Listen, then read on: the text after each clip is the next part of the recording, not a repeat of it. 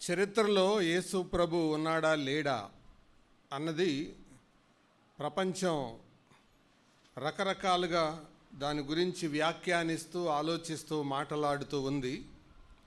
అయితే ఆయన ఉన్నాడు అని అనడానికి చరిత్రాత్మకమైన చరిత్ర ఆధారం ఉన్నది అని మనం ఎరుగుదాం.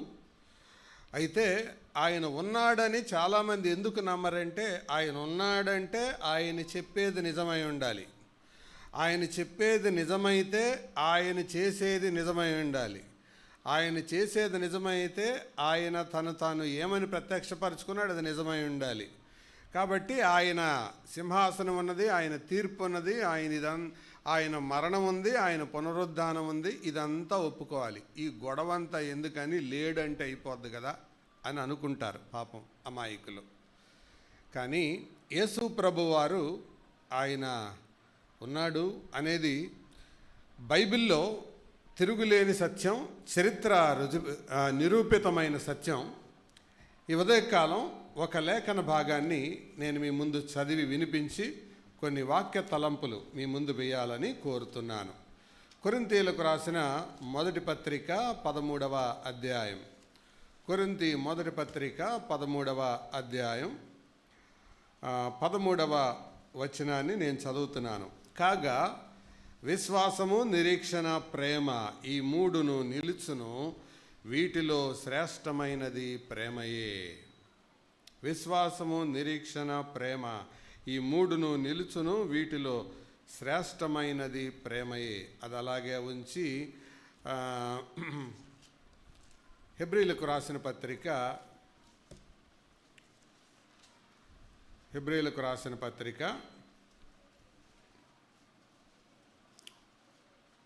13వ అధ్యాయం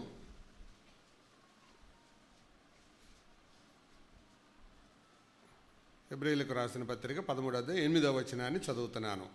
యేసు క్రీస్తు నిన్న నేడు ఒక్కటే రీతిగా ఉన్నాడు, అవును యుగ యుగములకును ఒక్కటే రీతిగా ఉండును. ఇందులో హెబ్రీ 13లో ఒకటే రీతిగా ఉండే శాశ్వతుడైన యేసు క్రీస్తుని గురించిన మాట మనం చదివాం. కొరింథీ మొదటి పత్రిక 13లో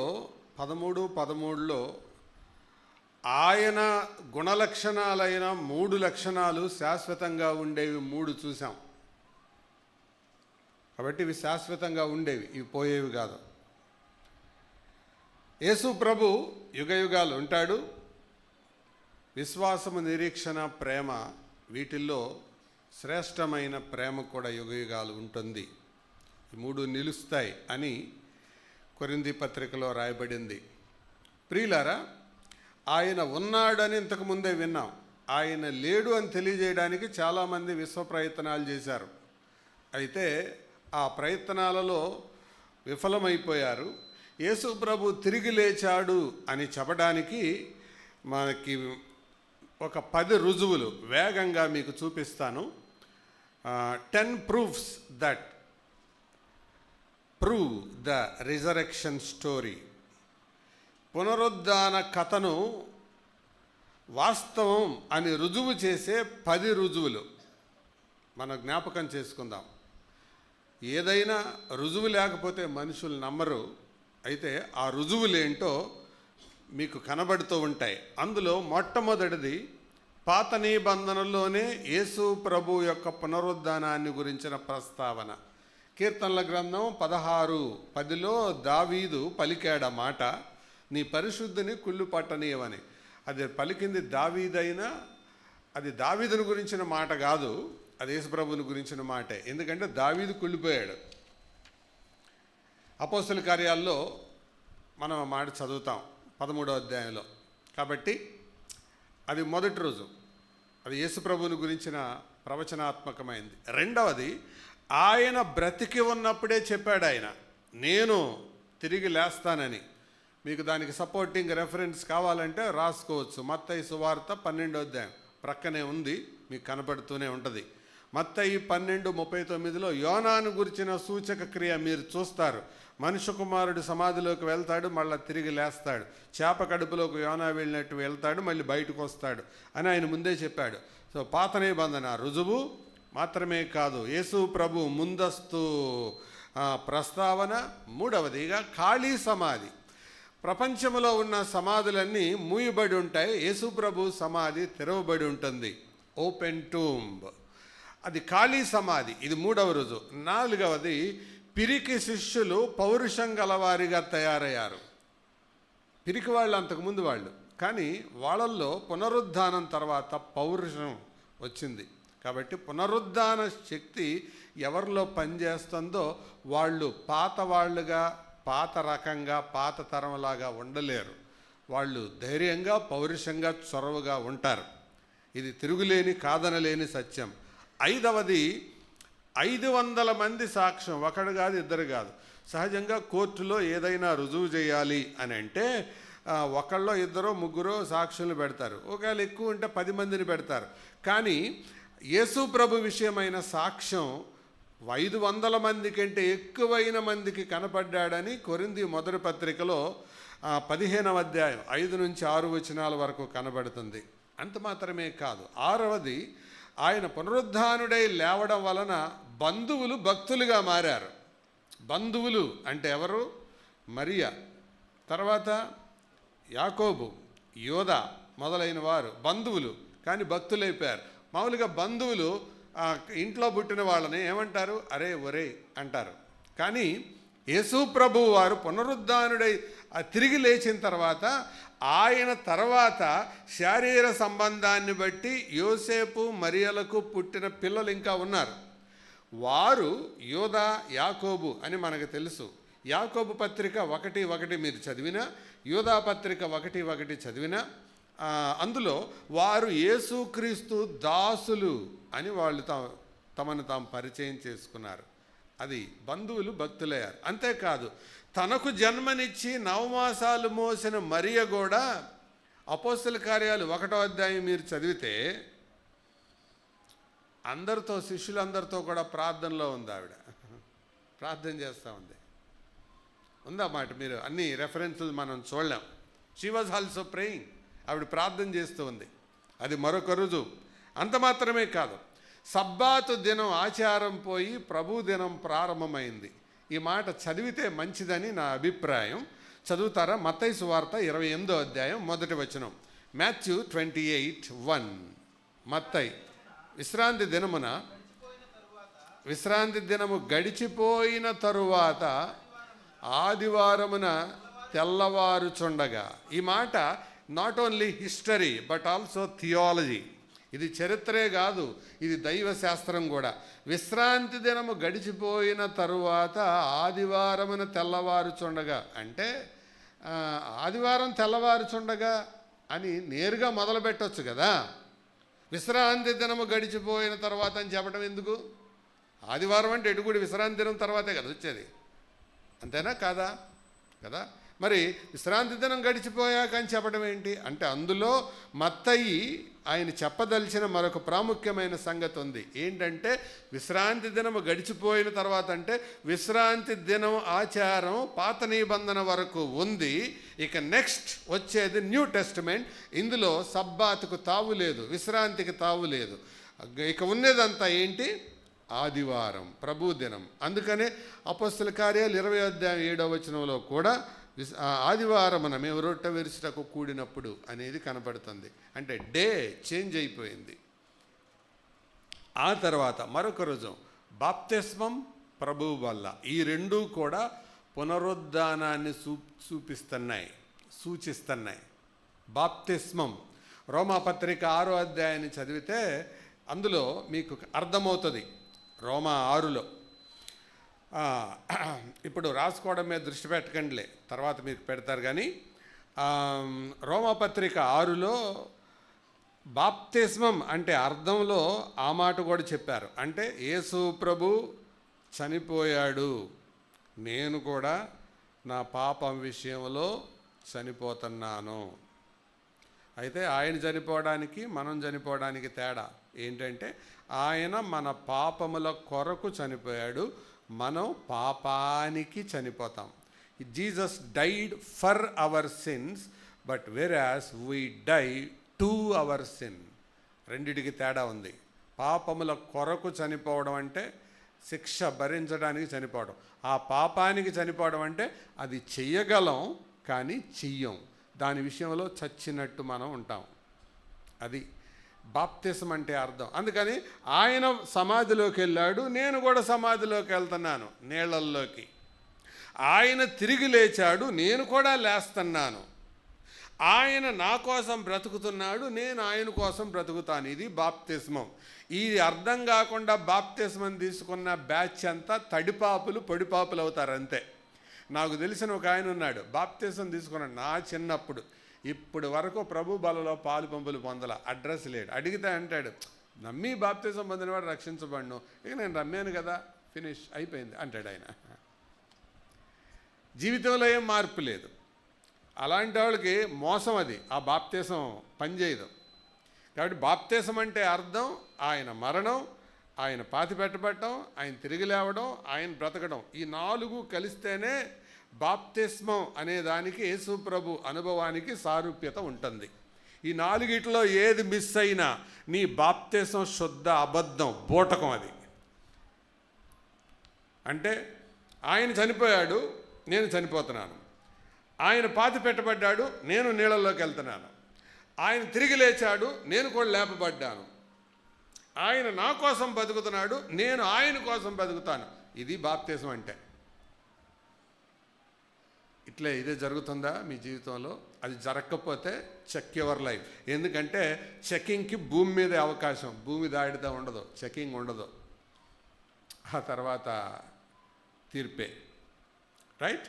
తర్వాత ప్రభు బల్ల. అందుకే ప్రభు బల్ల మనం పాలు పంపులు పొందేటప్పుడల్లా ఆ కొరింథీ మొదటి పత్రిక 11వ అధ్యాయంలో ఏమంటాం, ఏం చదువుతాం మనం? ప్రభు వచ్చు వరకు, అంటిల్ ద లార్డ్ కమ్స్. ప్రభు వచ్చు వరకు అంటే ప్రభు బల్లలో పాలు పంపులు పొందిన ప్రతిసారి మనం ఈ దృష్టి కలిగి ఉంటాం. ఏం దృష్టో తెలుసా? ఆయన నా కొరకే అప్పగించబడ్డాడు, అది చరిత్ర. ఆయన నా కొరకై బలైపోయాడు, అది చరిత్ర. కాబట్టి ఆయన ఎదుట నేను ఎలాగున్నాను, నా లోపల నేను చూసుకోవాలి. అందులో ఎన్ని చూపులు ఉన్నాయో తెలుసా? అందులో లోపల చూపు, నేను ఎట్లా బ్రతుకుతున్నాను. వెనక చూపు, ఆయన నా కొరకై చనిపోయాడు. పై చూపు, ఆయన ఇప్పుడు పైన ఉన్నాడు. ముందు చూపు, ఆయన నా కోసం రాబోతున్నాడు. ప్రభు బల్లలో ఈ 4 చూపులు ఉంటాయి. ఈ చూపులు లేకపోతే నువ్వు ముక్క గుక్క బ్యాచ్. చాలామంది ఆ మధ్యలో వచ్చి కూర్చొని, అయ్యా నాకు ఆరాధన అందలేదు తీసుకురా అంటారు, రొట్టె అందలేదు తీసుకురా అంటారు. అస్సలు బుర్ర లేని వాళ్ళు అన్నమాట వాళ్ళు. ఈ 4 చూపులు ఉంటేనే అది ఆరాధన అవుతుంది. చరిత్రలో నా కొరకు ఆయన అప్పగించబడ్డాడు. 2, ఆయన ఇప్పుడు పైన ఉన్నాడు. 3, ఆయన భవిష్యత్తులో నా కోసం రాబోతున్నాడు. వెనుక చూపు, పై చూపు, ముందు చూపు, లో చూపు. కాబట్టి నాలో అయోగ్యత ఏదైనా ఉందా? తర్వాత ప్రభు బల్లలో పాలు పంపులు పొందుతాం మనం. అప్పుడు ఈ 4 చూపులు లేకపోతే అది నువ్వు పాలు పొందింది ప్రభు బల్ల అవ్వచ్చు, కానీ అది నీ బతుకు గొల్లది, జీవితం గొల్లైపోతుంది ఈ వివేకం లేకపోతే. అందుకే పౌలు అన్నాడు అన్నమాట, ఎవడైనను అవివేకంగా అందులో అయోగ్యంగా పాలు పొందితే వాడు ప్రభు యొక్క శరీరాన్ని గురించి రక్తాన్ని గురించి అపరాధి అవుతాడు. రైట్, అది మన అంశం కాదు. కానీ పునరుద్ధానానికి ప్రూఫ్ అది. బాప్తిస్మం అమల్లోకి వచ్చింది, ప్రభు బల్ల అమల్లోకి వచ్చింది. అంతేకాదు, విద్యాధికులు, అధికారులు అనేక మంది మారారు. వారిలో పౌలు ఆ దినాలలో అతను చదువుకున్న దానికి నేటి దినాల్లో కంపేర్ చేసి చెప్పారు. పౌలు చదువుకి నేటి దినాల్లో కంపేర్ చేస్తే 3 PhDలంట, ఒకటి కాదు. PhD అంటే తెలియక కొంతమంది తమాషాగా ఇలా చెప్పారు, పార్షియల్లీ హెడ్ డ్యామేజ్ అని.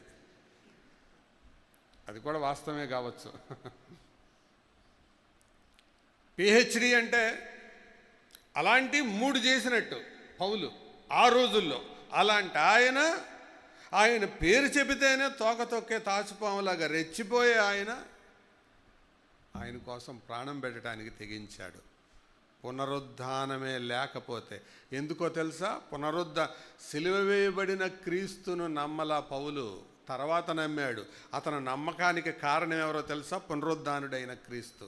అందుకే అంటాడు, అందరికంటే అకాలమందు పుట్టిన నాకును ఆయన కనపడెను. కొరింథీ మొదటి పత్రిక 15వ అధ్యాయంలో ఉంటే తర్వాత మీరు చదువుకోండి. నేను అకాలంలో పుట్టినాడిని, అపోస్తలుల కంటే తర్వాత వచ్చినాడిని, ఈ అకాలంలో పుట్టిన నాకు కనపడ్డాడు అని. అప్పుడు ఓహో, ఈ పునరుద్ధానుడైన ఆయనే దానికంటే ముందు సిలువ వేయబడడానికి భూలోకానికి వచ్చిన ఆయన. ఇవి ప్రూఫ్స్. అంతేకాదు ఎంతోమంది అధికారులు, నేను ఆ లిస్టు చెప్పలేను. మత్తయి సుంకపు గుత్తదారుడు, కానీ ఉద్యోగాన్ని వదిలేసి వెంబడించాడు. Tax collector. జక్కయ్య, ఎంతమందినో చెప్పచ్చు. తర్వాత చరిత్రకారులు, హిస్టారియన్స్, ఫ్లేవియస్ జోసెఫస్ అనే ఆయన. తర్వాత Luke, not only doctor, is also historian. వైద్యుడు మాత్రమే కాదు, చరిత్రకారుడు కూడా. వీరందరూ ఒప్పుకున్నారు, ఇంకెన్ని రోజులు కావాలి ఆయన లేచాడు, ఆయన ఉన్నాడని, ఆయన లేచాడని. ఇన్ని రుజువులు ఉన్నాయి. అయితే ఆ రుజువులు ఇన్ని ఉన్నాయి వాస్తవమే, కానీ ఆ రుజువులు ఆయనకున్నాయి, కానీ ఆయన పట్ల నీ వైఖరి ఏంటి, అది ప్రాముఖ్యమైంది. అందుకనే ఈ ఉదయకాలం నేను ఒక క్యారెక్టర్ని మీ ముందు పెట్టడానికంటే ముందు, ఈ పునరుద్ధానం అనే అనుభవం అది వాస్తవమైనది. అదే జరిగుండకపోతే మన పాటలు పనికిరానివి, మన ప్రసంగాలు పసలేనివి, మన విశ్వాసం విలువలేనిది, మన కార్యాలు కొరగానివి, మన సంఘం సంత, భవిష్యత్తు భయానకం, పరలోకం పరమ అబద్ధం, పునరుద్ధానమే లేకపోతే. కాబట్టి పునరుద్ధానం అనేది ఉంది. అందుకే ఈ ఉదయం ఆ పునరుద్ధాన అనుభవం ఒక వ్యక్తి జీవితంలో కనపడుతుంది. ఆ వ్యక్తి జీవితాన్ని నేను మీ ముందు పెట్టి ముగించాలని కోరుతున్నాను. రండి, ఆ వ్యక్తి ఎవరో కాదు, అరిమతయ్య యోసేపు. అరిమతయ్య యోసేపు. ఈయన గురించి 4 సువార్తల్లో రాయబడింది. అందుకనే 4 పుస్తకాలు తీసి రెడీగా పెట్టుకోండి. నేను చెప్పిన రెఫరెన్సులు చదవాలి. 4 సువార్తలు అంటే ఏంటి? మత్తయి, మార్కు, లూకా, యోహాను. వెరీ గుడ్, బాగా చెప్పారు. 5 సువార్తలు అంటే ఏంటి? మత్తయి, మార్కు, లూకా, యోహాను, నేను.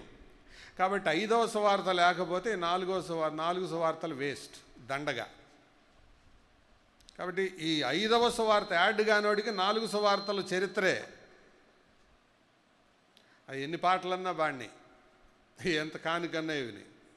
ఈ 5వ సువార్తగా వ్యక్తి మారకపోతే 4 సువార్తలు అతనికి చరిత్ర. If you end up only in history, your life will be tragedy.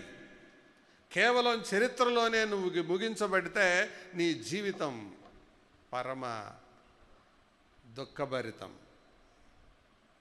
కాబట్టి అది నీ జీవితానికి మార్పు తీసుకొని రావాలి.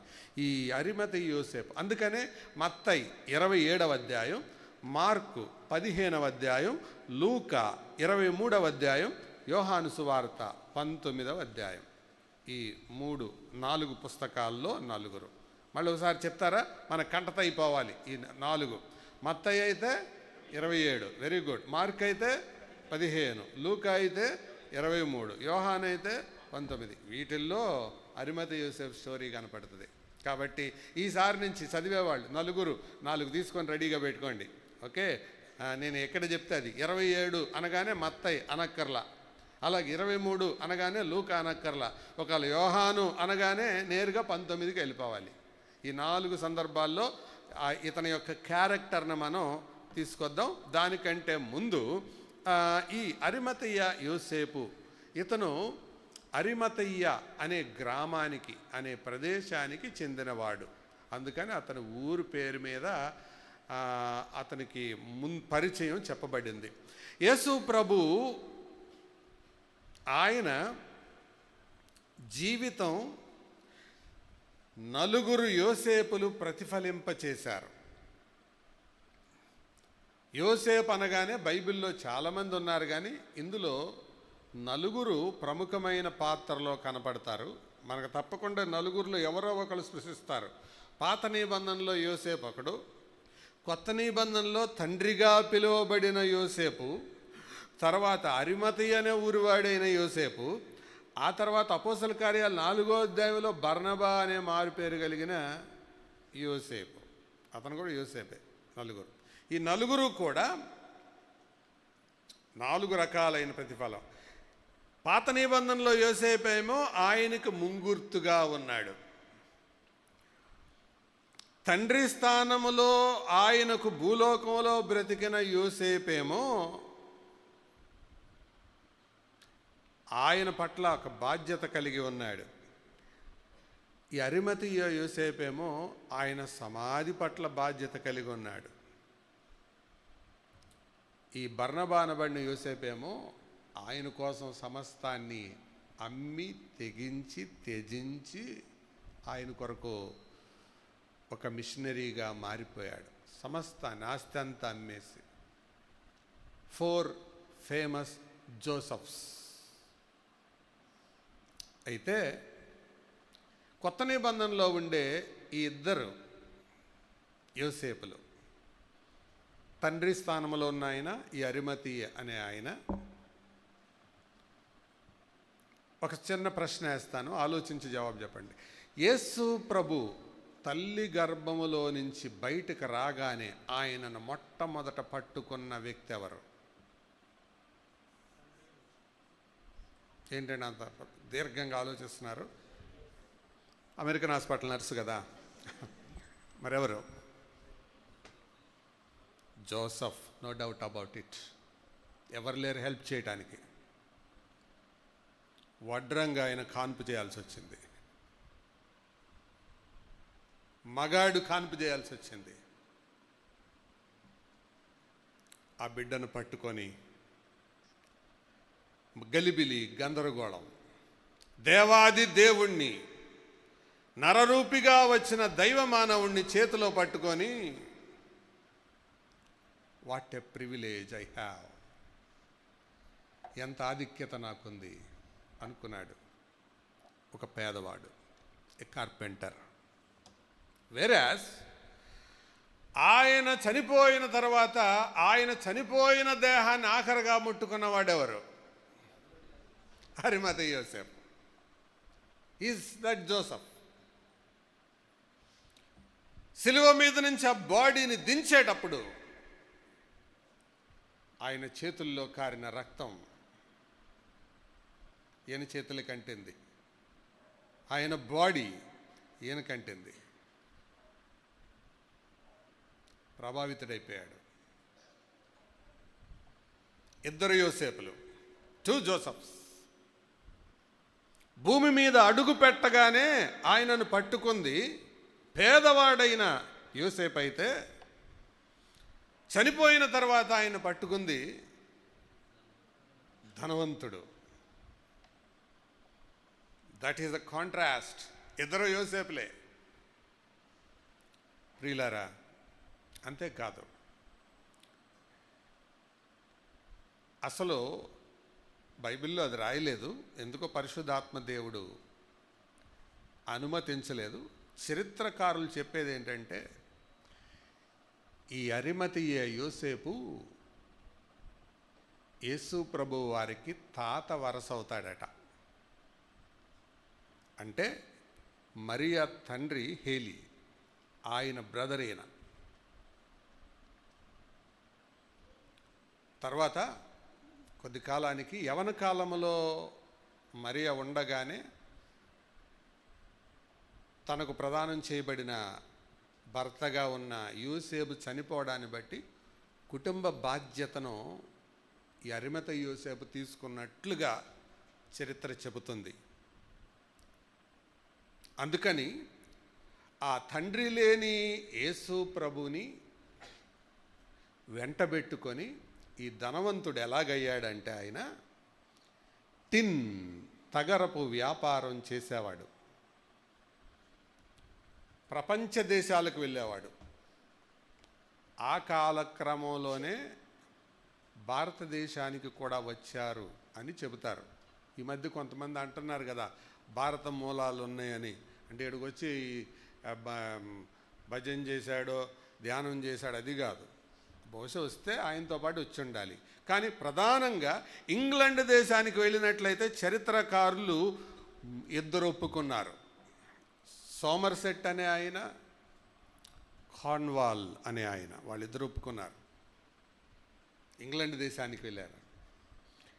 యవన కాలంలో ఉన్న యేసు ప్రభుని వెంటబెట్టుకొని తీసుకెళ్ళేవాడు వ్యాపారానికి. ధనవంతుడు, రిచ్ మ్యాన్.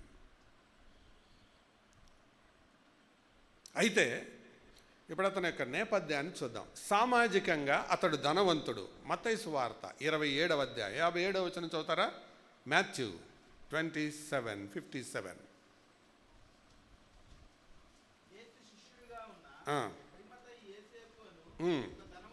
ఒక ధనవంతుడు, రిచ్ మ్యాన్. ఎలా వచ్చింది ధనం? He was a business man. ధనవంతుడు, నాట్ పూర్ మ్యాన్, ఒక ధనవంతుడు. రైట్. నెక్స్ట్ 23:50 అంటే వెరీ గుడ్, చదవండి. అరిమతయను యూదుల పట్టణపు సభ్యుడైన, యూదుల పట్టణపు సభ్యుడు అని అంటే, యూదుల పట్టణపు సభ్యుడు అంటే సన్హెడ్రిన్ అనే ఒక సభ ఉంటుంది. దాంట్లో 70 మంది ఉంటారు. ఆ 70 మంది ఎవరో తెలుసా? పరిసయ్యులు, ధర్మశాస్త్రాన్ని ఔపాసన పట్టిన వాళ్ళు, ఆరితేరిన వాళ్ళు, ఏ రెఫరెన్స్ ఎక్కడుందో చెప్పగలిగిన వాళ్ళు, లా, చట్టాలు, నేరాలు, శిక్షలు, వీటితో వాళ్ళకి పరిచయం ఉంటుంది. ఎవరికైనా శిక్ష విధించాలంటే సన్హెడ్రిన్కి తేవాలి. అక్కడే విమర్శ జరగాలి, అక్కడే తీర్పు జరగాలి. ఒక మాటలో చెప్పాలంటే యూదుల కోర్టు అది. అందులో ఒకడైన అది ఆయన యొక్క మతపరమైన నేపథ్యం. He was a rich man socially. He was a religious man according to custom. తర్వాత he was a moral man. నైతికంగా అతడు సజ్జనుడు, నీతిమంతుడు. అదే 23:51 చూడండి. అతడు సజ్జనుడును నీతిమంతుడు. సజ్జనుడు, నీతిమంతుడు. నీతిమంతుడు అంటే ఇక్కడ అర్థం రక్షణ పొందినాడని కాదు. పాత నిబంధనలో ఆ నేపథ్యంలోంచి ధర్మశాస్త్రాన్ని అనుసరించి నీతిమంతుడు, అది ఆ మాటకి అర్థం. ఎందుకంటే రోమాపత్రిక చెబుతుంది నీతిమంతుడు లేడు, ఒక్కడు కూడా లేడు. కాబట్టి పౌలు మరి నేను ధర్మశాస్త్రాన్ని బట్టి నీతిమంతుడు అంటాడే, అంటే పైకి కనబడేదానికి ఆచారపరంగా మతపరంగా ఆలోచించినప్పుడు నీతిమంతుడు. మనసు అయితే చెడిపోయింది. అందుకే పౌలు కూడా అంటాడు కదా రోమీయులకు రాసిన పత్రికలో, అయ్యో నేనెంత దౌర్భాగ్యుడను. అంటే పైకి నాలో ఏం కనబట్టలేదు, కానీ నా మనసు అయితే పాడైపోయింది. కాబట్టి లా ప్రకారం, లాజికల్గా, ధర్మశాస్త్ర ప్రకారం యోసేపుని నిలవబెడితే, అరిమత యోసేపుని, you can find no fault. అదే సమయంలో సజ్జనుడు అంటే మంచోడు. ఎవరికైనా దాన ధర్మాలు సులువుగా చేయగలిగిన వాడు, మంచివాడు, సజ్జనుడు, మొరల్లీ. 3 కోణాలు. తర్వాత కుటుంబ నేపథ్యాన్ని ఆల్రెడీ చెప్పాను నేను. అయితే అతని జీవితాన్ని మార్చివేసిన సన్నివేశం ఏంటో తెలుసా? అతని నిరీక్షణ, అతని యొక్క విశ్వాసం, అతని యొక్క ప్రేమ. His hope, his faith, his love. ఇందాకే చదివాం మనం. ఈ 3 శాశ్వతం నిలుస్తాయి. ఏ 3? విశ్వాసము, నిరీక్షణ, ప్రేమ ఎలకాలం ఉంటాయి. వాటిని సంపాదించుకున్నాడు. అంటే ఆ ధనవంతుడికి అర్థమైంది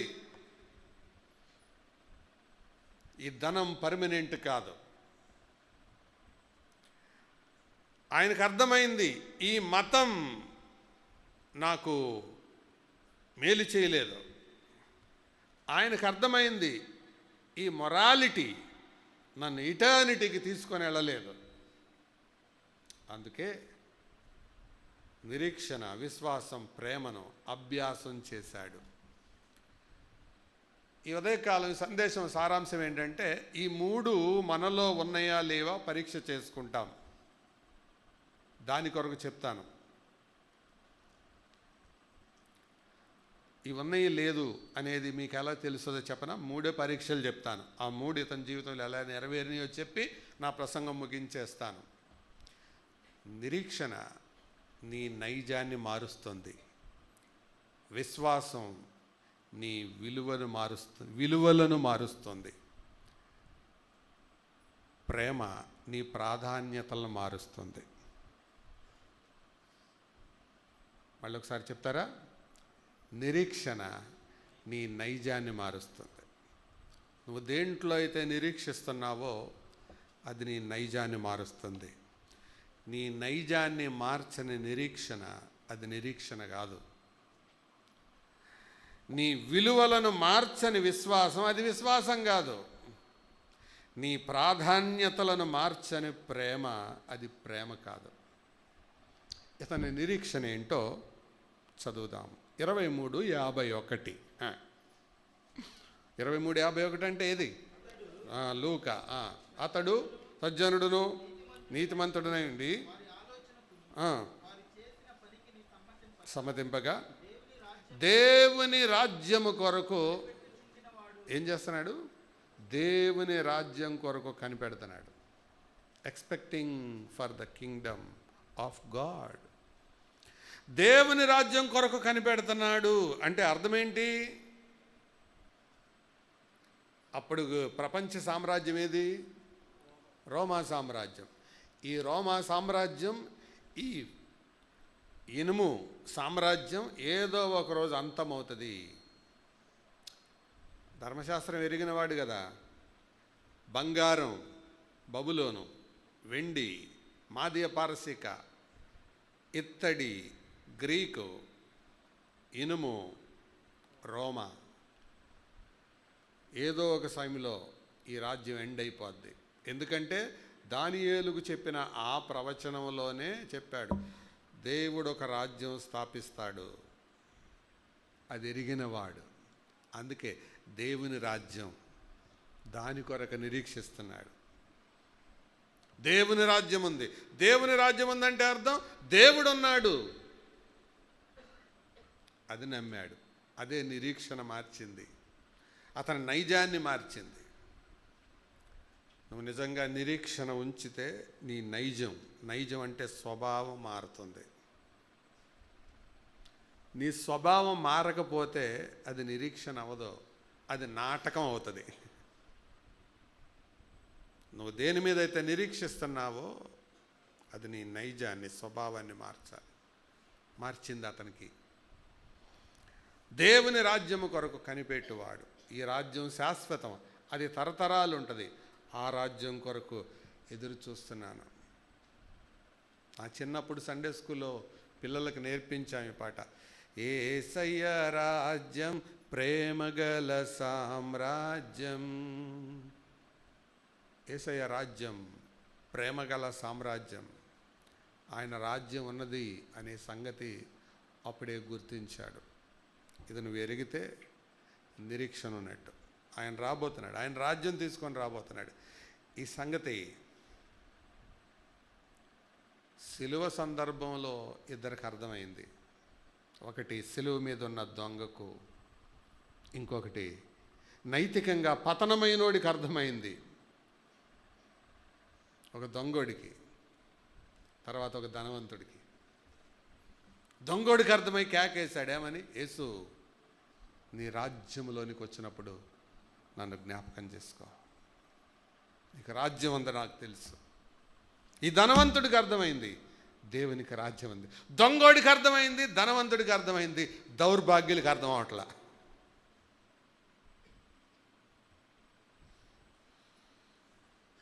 ఆయనకు రాజ్యం ఉందని అర్థమైంది. అది అతని నిరీక్షణ, అతని విశ్వాసం. 19:38 అంటే వెరీ గుడ్, ఓపెన్ చేయండి. యోహాను సువార్త 19:38. అటు తర్వాత రహస్యముగా యేసు శిష్యుడైన, ఎవరెవరు? రహస్యంగా యేసు శిష్యుడయ్యాడు. విశ్వాస అనే పదం లేదు అక్కడ, ఏముంది? శిష్యుడు. శిష్యుడు కాకముందు ఎవరవుతారు? విశ్వాస అవుతాడు.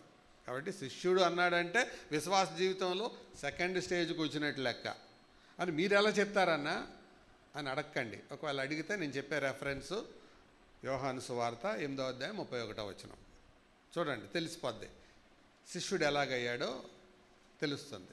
యోహాను 8:31, జాన్ 8:31. కాబట్టి యేసు నమ్మిన యూదులతో, అది అన్నమాట సంగతి. ఎవరితో అంటున్నాడు ఈ మాట? అది ఇప్పుడే కదండి చదివాం. సగం మంది మనుషులే ఎక్కడ ఉన్నారు, మనసులు లేవు. మీ ముఖాలు చూస్తే తెలిసిపోతుంది. అందుకే నేను అంది, నిజంగా నువ్వు విశ్వాసం ఉన్నావో లేదో, నిరీక్షణ ఉందో లేదో, ప్రేమ ఉందో లేదో ఈ దెబ్బతో తేలిపోతుంది. నువ్వు పరలోకంలో ఉంటావు, నరకంలో ఉన్నావో, this is the place to decide. ఇదే స్థలం, నువ్వు తీర్మానించుకునే స్థలం. నీ సీటు పరలోకంలో ఉందా నరకంలో ఉందా అనేది తేల్చే సందేశం ఇది. ఎవరితో అంటున్నాడు యేసుప్రభు ఆ మాట? నమ్మిన వాళ్ళతో అంటున్నాడు. మీరు నమ్మారు ఓకే, కానీ నా శిష్యులు ఎప్పుడవుతారు తెలుసా? నా వాక్యమందు నిలిచిన వారు. If you abide in my word, అప్పుడు నా శిష్యులు అవుతారు. కాబట్టి నమ్మినోడు శిష్యుడు కాదు, ఆయన వాక్యమందు నిలిచిన వాడు శిష్యుడు. ఇక్కడున్న వాళ్ళందరిని అడుగుతున్నాను, ఆయన వాక్యంలో నిలిచారా? ఆయన వాక్యం మీలో నిలిచిందా? వాక్యంలో మీరు నిలిచారా? రహస్య శిష్యుడు అంటే విశ్వాస స్థాయిని దాటి శిష్యర్గంలోకి వచ్చాడు, కానీ అతను విశ్వాసం ధైర్యంగా చెప్పలేకపోయాడు. మళ్ళీ చదువుదాం ఆ మాట. 19:38. తర్వాత యూదుల భయము వలన, రహస్యం, యూదుల భయం వల్ల. ఇప్పుడు చెప్పండి, ఏ భయం?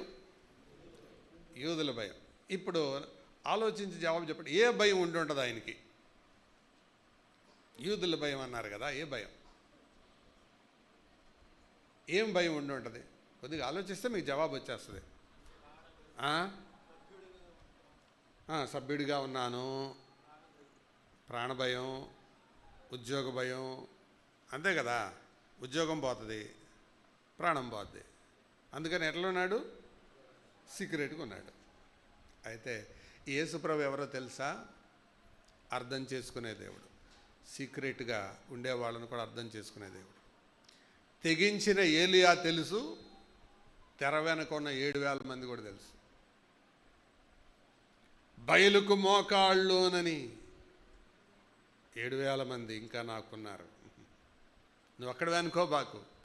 తెగించిన వాళ్ళు తెలుసు, దాక్కున్నోళ్ళు తెలుసు. తెగించిన వాళ్ళు తెలుసు, దాక్కున్నోళ్ళు తెలుసు, మూతి బిగించిన వాళ్ళు కూడా తెలుసు. మూతి బిగించిన వాళ్ళు అంటే మూతి ముడుచుకున్న వాళ్ళు అని అర్థం. అందరూ తెలుసు ఆయనకి. యేసు అందరినీ ఎరిగినవాడు. అందరు కళ్ళు ఇక్కడే చూస్తున్నాయి, భక్తితోనో భయంతోనో. కానీ మీరు వాక్యం వింటున్నారా? లేకపోతే సుధాకర్ బాబు భయాన్ని బట్టి అమ్మ వదిలిపెట్టాడురా అని అనుకోని తలకాయ ఊపుతున్నారా? ఇది నాకు తెలియదు, దేవుడికి తెలుసు. యేసు అందరినీ ఎరిగినవాడు. He knows everybody. ఎవడు మనిషి గురించి ఆయనకి సాక్ష్యమి అనక్కరలేదు. అతను ఎరిగినవాడు, కానీ భయపెట్ల, తొందర పెట్ల, బలవంత పెట్ల. వెయిట్ చేశాడంతే. ఎందుకో తెలుసా? ప్రేమ అన్నిటినీ నిరీక్షించును. అదే కొరింథీ పత్రికలో ఉంది. ఈ వెయిటెడ్, ఆయన నిరీక్షించాడు. వస్తాడు తప్పకుండా. తెలియజేసే రోజు ఒకటి ఉంది. 2 చెప్పాను. అతని నిరీక్షణ దేవుని రాజ్యం మీద, విశ్వాసం వ్యక్తి మీద. Hope on the Kingdom, faith in the person. ఇప్పుడు యాక్ట్స్ ఆఫ్ లవ్, ప్రేమ ఉంది అంటే అక్కడ ఏం కనపడాలి? యాక్షన్ కనపడాలి. యాక్షన్ లేని లవ్ అది సాటిస్ఫాక్షన్కే పనికొస్తుంది.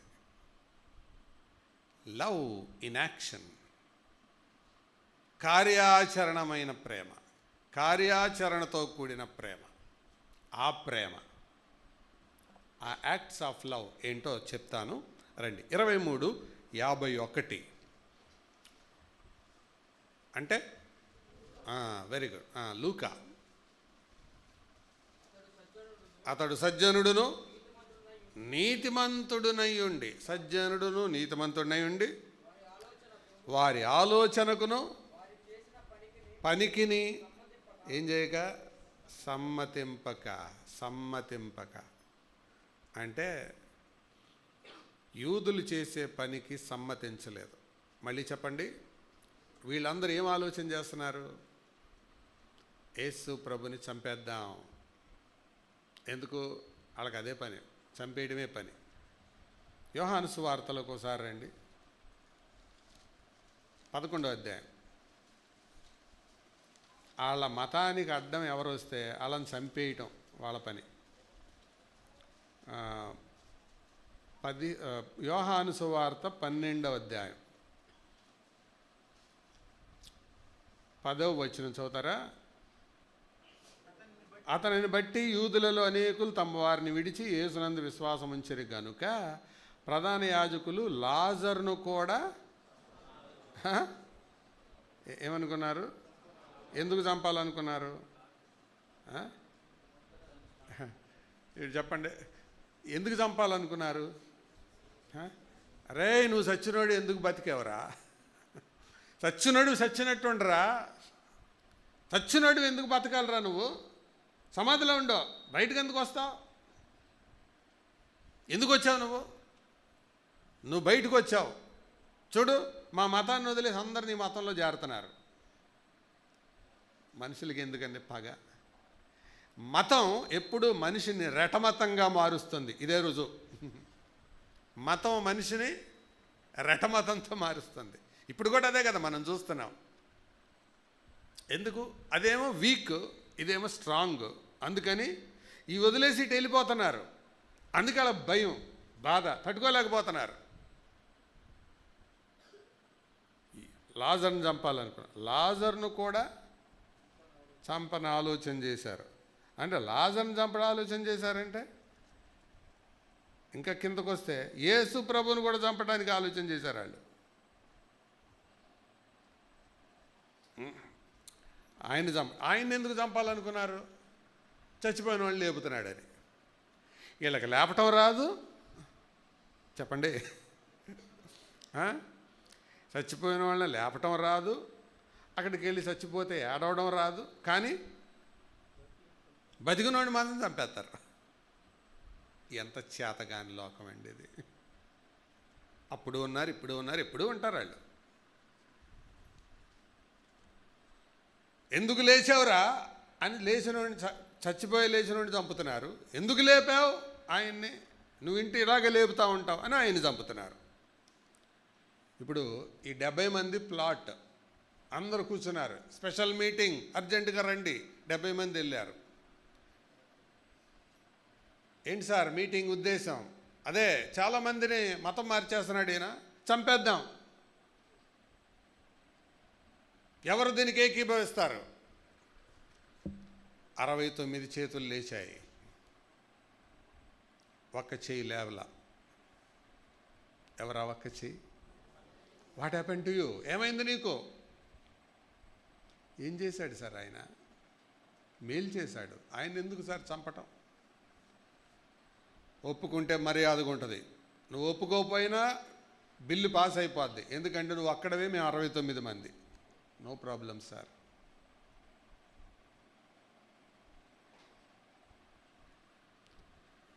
ఏదైనా తీర్మానం చేసేటప్పుడు ఐ కాంకర్ అని అంటారు. ఒక ఆయన కొత్త ఆయన వెళ్ళి అందరు కాంకర్ అంటున్నారు అని, నాది కూడా బండి కంకర అన్నాడంట. ఏకీభవించేటప్పుడు అనే మాట ఐ కాంకర్ అంటే, కాంకర్ అంటే ఏకీభవిస్తున్నానని చెప్పడం. 69 మంది ఐ కాంకర్ అన్నారు. ఈ ఒక్కడో ఐ డోంట్ కాంకర్, నేను ఏకీభవించను, సమ్మతించలేదు.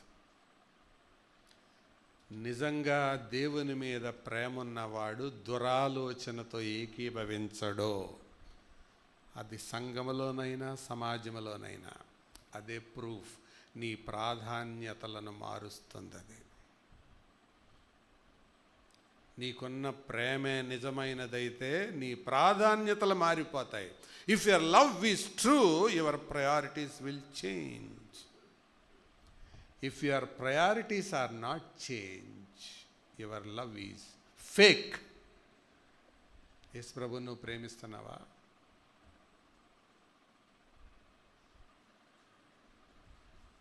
పిల్లలే చిన్నప్పుడు భలే చెబుతారు, అమ్మా పెద్ద అయితే నీకు ఒక ఇల్లు కడతాను, నాన్నకు ఒక ఇల్లు కడతాను, నీకు నాన్న కోటు కొనిపిస్తాను, నీకు పట్టు చీర కొంటాను, అసలు కారులోనే తిప్పుతాను. ఈ పెద్దోడై దేశం వెళ్ళిపోతాడు, దేశం వదిలేసి. మా నాన్న చచ్చిపోయాడా అండి? రావడానికి అవ్వదు. వీడియో కాల్ ఏమైనా చూపిస్తారా? వీడియో కాల్లో జాయిన్ అవుతాను. ఈ చిన్నప్పుడు ఏం చెప్పాడు? That is fake love. Fake లవ్వి ఫ్యాక్చువల్ లవ్కి తేడా ఏంటో తెలుసా? Fake love always boasts. Factual love always acts. నటించే ప్రేమ గొప్పలు చెప్పుకుంటుంది. వాస్తవమైన ప్రేమ కార్యాచరణ చేస్తుంది. అందుకే ఏకీభవించలేదు. That is number 1. Acts of love చూస్తున్నాం మనం. 15:42 అనగా మార్కు చదవండి. ఆ దినము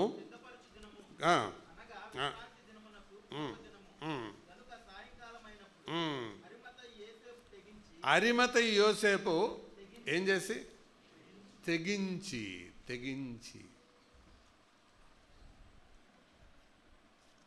అంటే చనిపోకముందేమో ఏకీభవించలా, చనిపోయిన తర్వాతేమో ఏం చేశాడు చెప్పండి? తెగించాడు. ఊరికే మనసంతా డిస్టర్బ్డ్గా ఉంది. చెప్పులేసుకున్నాడు, కోట్ వేసుకున్నాడు, బయటికి వెళ్తున్నాడు. పిల్లలు అడిగారు, డాడీ ఎక్కడికి వెళ్తున్నావు? Going to the Lord Jesus, యేసు ప్రభు దగ్గరికి వెళ్తున్నాను. డాడీ ఇప్పుడే నీ మీద వాళ్ళు కోపంగా ఉన్నారు డాడీ. ఉంటే ఉండనివరా, చంపితే చంపుతారు నన్ను కూడా. సరే నీ వయసును బట్టి, నీ పెద్దరికాన్ని బట్టి చంపకపోయినా కనీసం నీ ఉద్యోగం తీసేస్తారు, దాని మీద రోడ్డు మీద పడతాను డాడీ. పోతే పోయిందిరా ఉద్యోగం. ఈ పనికి మాలిన ఆలోచనలతో ఏకీభవించి ఉద్యోగం చేసే కంటే పోతే మంచిదిరా, బికారిగా బతుకుతాను. తెగించి. నిజమైన ప్రేమ తెగిస్తుంది. తెగించని ప్రేమ అది ప్రేమ కాదు. ఎవడో అన్నాడట తన లవర్తో, ఓ ప్రియా నీకోసం కొండలైనా ఎక్కుతాను, లోయలైనా దిగుతాను, సముద్రాలైనా ఈదుతాను, వర్షం రాకపోతే రేపు నీ దగ్గరికి వస్తాను.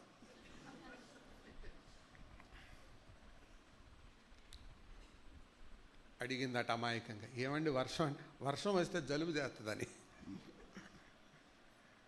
మాటలు ఏం చెప్పాడు? కొండలు ఎక్కుతాడంట, లోయలు దిగుతాడట, సముద్రాలు ఈస్తాడట, వర్షం రాబోతే వస్తాడంట.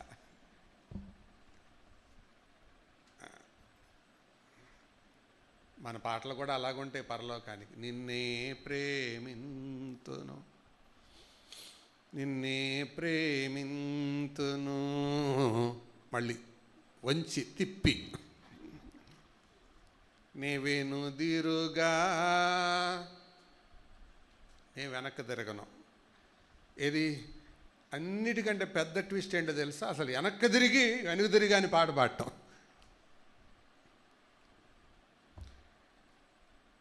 నిజమైన ప్రేమ నాటకాలేయదు, దాంట్లో తెగింపు ఉంటుంది. భార్య వెనక్కి లాగుండొచ్చు, అదంతా బైబిల్లో రికార్డు లేదు. పిల్లలు లాగుండొచ్చు, వద్దు డాడీ, నీ ఉద్యోగం పోద్ది, నీ ప్రాణం పోద్ది, పోతే పోయిందిరా, తెగించి.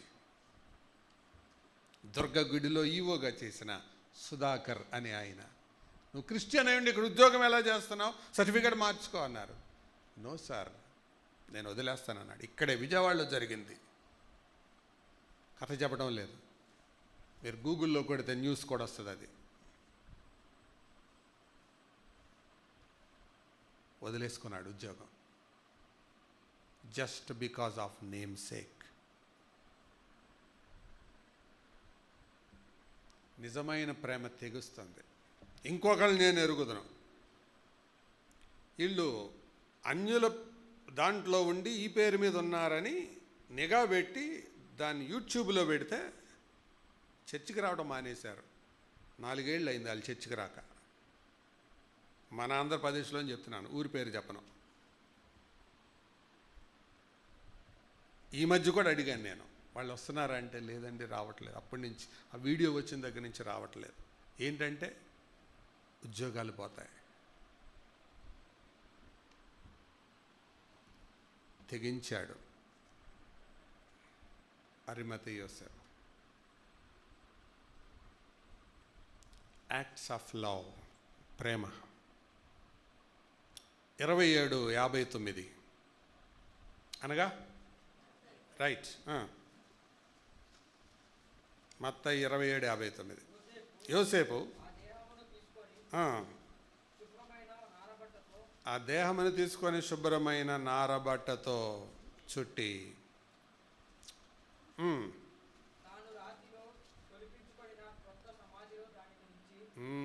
రాతితో తొలిపించుకున్న కొత్త సమాధిలో దాని. ఎవరి కోసం తొలిపించుకున్నాడు? తన కోసం. ప్రియులారా, ఎందుకు చేశాడో తెలుసా? బైబిల్లో ఇది లేదు, కానీ ఎందుకు చేశాడని నేను అనుకుంటున్నానో చెబుతాను. లేఖనాలు ఎరిగిన వాడు కదా. ఆ 70 మందిలో 69 మంది జ్ఞానానికి ఈయన జ్ఞానానికి తేడా చెప్తాను. ఒకసారి వినండి ఈ కాంట్రాస్ట్. అదే ధర్మశాస్త్రం చదివి ఆయన సిలువేశారు 69 మంది. అదే ధర్మశాస్త్రం చదివి ఈయన దేవుడని ఒప్పుకున్నాడు ఈ ఒక్కడు. ఒకటే బుక్ ఒకటే, లుక్ తేడా.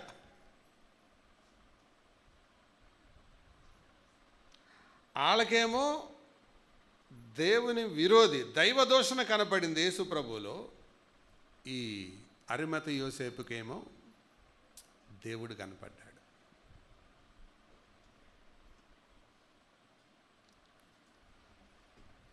పరిశుద్ధుని కుళ్ళు పట్టనియో. బహుశా యెషయా గ్రంథం 53వ అధ్యాయం 9వ వచనంలో ఉన్న ప్రవచనాన్ని బట్టి ధనవంతుని యొద్ద అతడు ఉంచబడెను అని ఉంటుంది కదా. ఆ ధనవంతుడిని నేనే, ఐ యామ్ దట్ పర్సన్. ఇప్పుడు నేను తెగించకపోతే, ఈ దేహాన్ని అలా వదిలితే, వినండి జాగ్రత్తగా, యేసు ప్రభు దేహం ఒకవేళ అక్కడే ఉంటే ఏం జరుగుతుందో తెలుసా? పాజిబిలిటీస్ చెప్తున్నాను. సిలువ శిక్ష ఎవరికన్నా వేస్తే వాళ్ళు చచ్చిపోతారు మామూలుగా. ఒకవేళ బతికి ఉంటే వాళ్ళని చేసే పని ఏంటంటే, వాళ్ళు మళ్ళా తిరిగి బంధువులు ఎవరన్నా వచ్చి తీసుకొని వెళ్ళకుండా, పీక్కొని వెళ్ళకుండా, మళ్ళీ వాళ్ళు నడవకుండా సైనికుల దగ్గర సుత్తులు ఉంటాయి, బతికొండగానే వాళ్ళ మోకాళ్ళు విరిగిపోయేలా కొడతారు. అందుకే ఆ దొంగల కాళ్ళు విరగొట్టారు, యేసుప్రభు కాళ్ళు విరగల. ఎందుకంటే ఆయన ప్రాణము ముందుగానే విడిచాడు. ప్రాణం పోలా, నీకు నాకు ప్రాణం పోద్ది, కానీ యేసుప్రభు ప్రాణం విడిచాడు. యేసుప్రభు మరణం మీద ఆయనకి కంట్రోల్ ఉంది, అందుకనే ప్రాణము విడిచాడు. చొక్కా విడిచినట్టుగా విడిచాడు. అందుకని చచ్చిపోయిన వాళ్ళకి కాళ్ళు ఇరక్కొట్టరు. అది ఎందుకు జరిగిందో తెలుసా? అతని ఎముకలలో ఒక్కటి కూడా విరువబడలేదు అని కీర్తనల గ్రంథం 34వ కీర్తనలో ఉన్న ప్రవచనం నెరవేరునట్లేలాగు జరిగాను అని యోహాను రాస్తాడు 19వ అధ్యాయం. మీరు తర్వాత చదువుకోండి. కానీ ఆ దొంగల కాళ్ళు ఇరక్కొట్టారు, ఉరక్కొట్టి వెళ్ళిపోతారు. అంటే ఈ కాళ్ళు దించినా కూడా వీళ్ళు దిగి నడవలేరు. ఇక కాళ్ళు బెసుగు, ఇక జాయింట్లు తొలగిపోతాయి, మోకాళ్ళు పగిలిపోతాయి, అట్లా పగలగొడతారనమాట. యేసుప్రభుది అలా చేయలే. ఇప్పుడు అలాగే వదిలేసి వెళ్ళిపోతే జరిగేది ఏంటంటే, ఈ బిగించేసిన సిలువ మీదకి సాయంత్రానికి ఆకాశంలో తిరిగే రాబందులు వస్తాయి. అందుకే హైట్లో వేస్తారు సిలువని. రాబందులు వచ్చి దాని మీద కూర్చొని ఈ కనుగుడ్లు పీక్కొని తింటాయి. ఆ కింద ఉండే హైనాలు, క్రూర జంతువులు వచ్చి ఈ కడుపులో ఉండే పేగులను లాగి తినేస్తాయి. దేవుని కుమారుడైన ఈయన శరీరం అలా కృషించిపోవటం, అవమానపరచబడటం తట్టుకోలేకపోయాడు. అందుకే అవమానానికి సిద్ధపడి తెగించి ముందుకెళ్ళాడు. That is the reason. అది కూడా ఎవరు ఏ వస్త్రంతో చుట్టాడు అతను? శుభ్రమైన నారబట్ట. శుభ్రమైన నారబట్ట అంటే, నారబట్టను ఎవరు వాడతారు? ధనవంతులు, రాజులు వాడతారు. మీరు లూకాసు వార్త 16వ అధ్యాయం చదివితే ధనవంతుడి గురించి రాశారు. అక్కడ యేసుప్రభువే చెప్పాడు, వాడు ప్రతిదినము నారబట్టలు ధరించేవాడు. ధనవంతులు వాడతారు, మహారాజులు వాడతారు. సో నారబట్ట కొనుక్కున్నాడు. తన సమాధి రాతితో తొలిపించడం అంటే తెలుసా ఎంత కష్టమో తెలుసా? కట్టించడం కాదు, తొలిపించడం అంటే కొండను తవ్వడం, లోపలికంట తవ్వాలి. ఎంత కష్టం! ఆ రోజుల్లో డిటోనేటర్లు లేవు, ఆ రోజుల్లో మైన్స్ పేల్చేవి అవి లేవు, మిషన్స్ లేవు. వాటి గుండా లోపలికి తీసుకుని వెళ్ళి తన కోసం, తన కుటుంబ సభ్యుల కోసం భవిష్యత్తులో పెంచుకొని ఉంటాడు. వాడిని దించడానికి వెళ్ళినప్పుడు నీకోదేమును కూడా తీసుకొని వెళ్ళాడు. నీకోదేము 150 సేర్లు ఎత్తు 35 కిలోల బరువు ఉన్న అత్తరు పూశాడు. వీళ్ళిద్దరు కలిసి సమాధి చేశారు నారబట్టతో. అంటే నేను చెప్పదలిచిన మాట, యేసు ప్రభు దేహానికి సన్మానించులాగున సంస్కార క్రియలు చేశాడు. He was the last person to touch the dead body of Jesus. తనకంటే వయసులో చిన్నాడు, ఆ యేసులో దేవుని చూశాడు.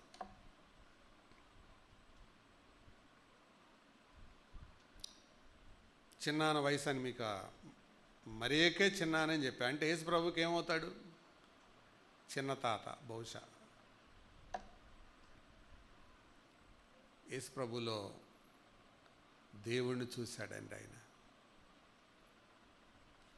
దీన్ని బట్టి ఆయనకు అర్థమైంది, బంధుత్వాలు భూలోకం వరకే, పరలోకానికి బంధుత్వం అది వేరు, ఆ లెక్క వేరు. ఆ తర్వాత మరణించిన తర్వాత చరిత్ర ఇలా చెబుతోంది, ఈయన యూదులు ఆయన్ని కాపలా కాద్దామని ఎందుకు అనుకున్నారంటే, ఈయన లేస్తానని చెప్పాడు కదా, కాబట్టి యేసు ప్రభు శిష్యులందరూ వచ్చి ఈయన తీసుకొని వెళ్ళిపోయి లేడని చెబుతారని, కాబట్టి ఆయన అక్కడే ఉంచి కుళ్ళిపోయి అసలు లాగేసి ఆ కింద ఉండే గోతిలోకి తోసి పడేస్తే అసలు చిత్రలో కలిసిపోతాడనేది వాళ్ళ ప్లాట్. కానీ ఆయన కిందకి దించి సమాధిలో పెడుతున్న సంగతి ఆ యూదులకి తెలిసి వాళ్ళు ఏం చేశారంట, యేసుప్రభు సమాధికి సీలేశారు, ఈయన కూడా లోన పెట్టి హౌస్ అరెస్ట్ చేసి ఈయన బయటికి వెళ్ళి మళ్ళీ అని జిమ్మిక్కులు చేస్తాడని ఈయనింటిని కూడా బంధించి ఈయనింటికి కూడా సీలేశారట. వేసి కాపలా ఉన్న తర్వాత ఆయన తిరిగి లేచాడు. తర్వాత అరే ఆయన లేచాడు, అరిమతయి యోసేపు ఏమన్నా మాయ చేశాడా అని వీళ్ళింటికి వెళ్ళారు. వేసిన సీల్ వేసినట్టే ఉంది, సీల్ తీసి చూస్తే ఆయన ఇంట్లో లేడు.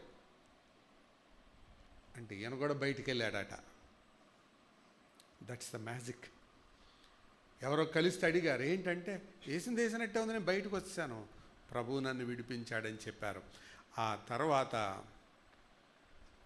యేసు ప్రభు ద్వారా ఇంగ్లాండ్ ప్రాంతానికి మిషనరీగా పంపబడ్డాడు. మొట్టమొదటి సంఘాన్ని అక్కడ స్థాపించాడు. ఒకే ఒక్క దినాన 18,000 మందిని రక్షణలోనికి నడిపించాడు.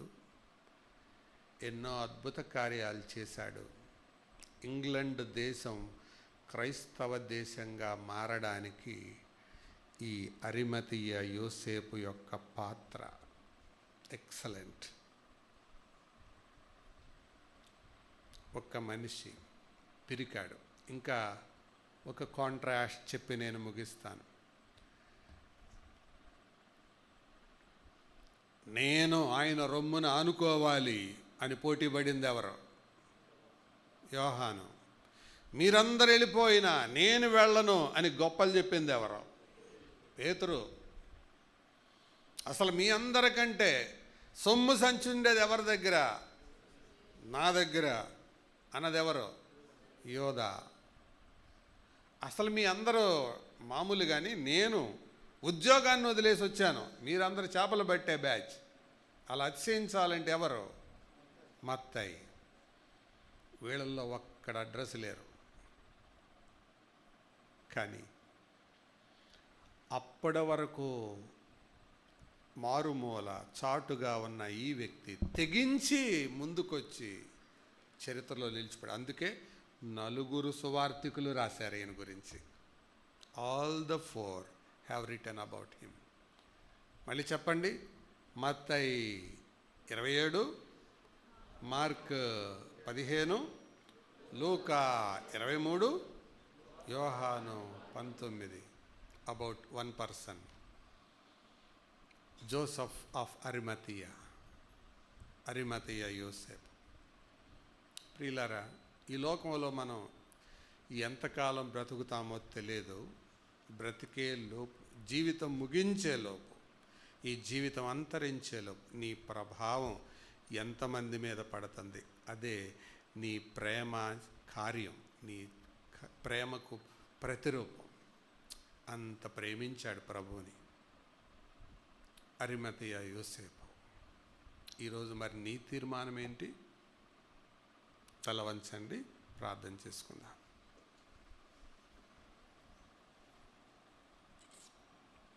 అరిమతీయ యోసేపు జీవితంలో నుండి మనం వినిన సంగతులను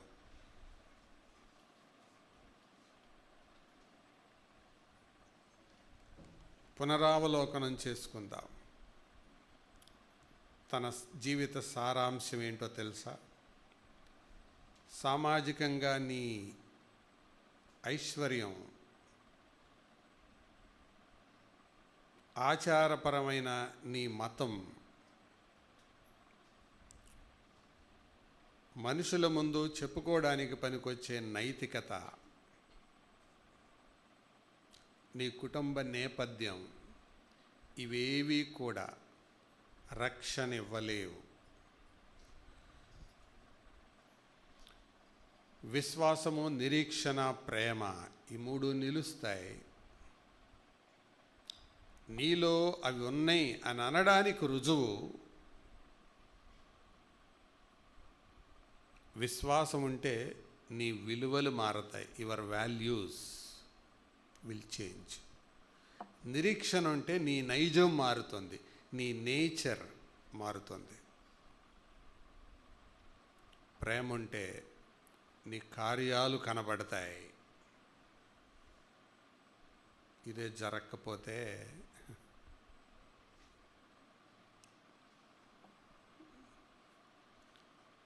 అరిమతయ్య యోసేపు ఒకవేళ నీ మీద నేరస్థాపన చేస్తాడేమో. ఈ వాక్యం విన్నాక ఒక్క ప్రశ్నతో నేను ముగించాలనుకున్నా. నువ్వు అరిమతయ్య యోసేపులాగా ఉన్నావా, అయోమయంలో ఉన్న యోసేపులాగా ఉన్నావా? రెండు రకాలే. అరిమతయ్య యోసేపు అయితే తెగిస్తారు, దురాలోచనలతో ఏకీభవించరు.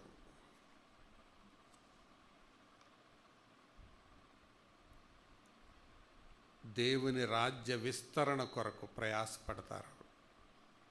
ఇది జరగకపోతే నువ్వు ఒక అయోమయమైన యోసేపు. సన్హెద్రిన్ సభలో ఒక్కడివా లేదా ఆ మిగతా 69 మందిలో ఒకడివా? Who are you? నువ్వెవరు? పరిశుద్ధుడు అయిన తండ్రి, ప్రేమ కలిగిన ప్రభువ, మీ ప్రశస్తమైన పాదములకు వెరలేని స్తుతులు స్తోత్రాలు చెల్లిస్తున్నాము తండ్రి. ఈ ఉదయకాల సమయంలో మా ప్రభువ మీ సన్నిధిలో మిమ్మల్ని స్తుతించి మీ నామాన్ని కీర్తించే గొప్ప భాగ్యాన్ని మాకు దయచేశారు. వందనాలు తండ్రి. నిజమే ప్రభువ, మా దృష్టికి మీరు తీసుకొచ్చిన మీ జీవము కలిగిన మాటలను బట్టి వందనాలు తండ్రి. విశ్వాసము, నిరీక్షణ, ప్రేమ ఈ మూడు చూపించినటువంటి అరిమతయి యోసేపును గురించిన జ్ఞాపకాలు మాకు మరి ఒకసారి జ్ఞాపకం చేశారు. నిజమే ప్రభువా, మిమ్మలను నమ్మాడు, మీకు శిష్యునిగా మారాడు, మీ కొరకు తెగించాడు. నా తండ్రి, మీ యొక్క శిలువ కార్యములో ప్రభువా మీ యొక్క దేహాన్ని భద్రపరచడానికి శ్రద్ధ తీసుకున్నాడు. తదుపరి మీ సువార్తను ప్రకటించాడు. నిజమే తండ్రి, నమ్మిన మేము, నమ్మిన మాకు ఒక సవాలుగా మీరు మా ముందుంచారు. వందనాలు తండ్రి. మీకే స్తోత్రాలు దేవా. ఇంకా మీ సువార్తను మేము ఏ విధంగా ప్రకటించాలో, ఎంత రిస్క్ తీసుకోవాలో, ఏ విధంగా ముందుకు నడవాలో మీ మాటలు మాకు మరొకసారి ప్రేమతో జ్ఞాపకం చేశారు. అందుని బట్టి వందనాలు తండ్రి. ఇంకా ఈ మాటలు విన్నవారిలో రక్షణ లేనటువంటి వారికి మీరే నిజమైన దేవుడని, మీరు చనిపోయి తిరిగి లేచినది పరలోకాన్ని అందరికీ దయచేయడానికని వారిలో మార్పు దయచేయమని ప్రార్థిస్తూ ఈ మనవులు మా ప్రభు అయిన యేసుక్రీస్తు శ్రేష్టమైన నామంలో ప్రార్థించి వేడుకొనుచున్నాము తండ్రి. ఆమేన్.